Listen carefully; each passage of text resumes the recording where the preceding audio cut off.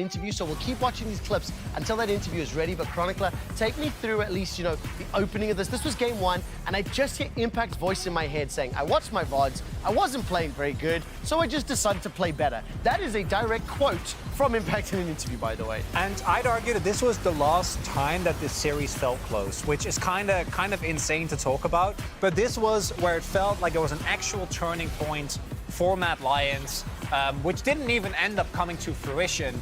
And then from that point onward, in both the second and third game, they just never were able to find any grounding. I even liked them throwing a complete curveball in the third game, getting Oyoya the Graves, but like, maybe this will work, but just didn't work out at all. Especially in game one, I really liked how the Mad Lions played to try and isolate side lanes and really were able to find picks on towards Inspired. But then it just didn't, or I mean specifically Impact, but that didn't happen anymore. It felt like team fights are what defined it. Specifically, Jojo Pyun had an amazing series on the set as well. Those team fights were huge.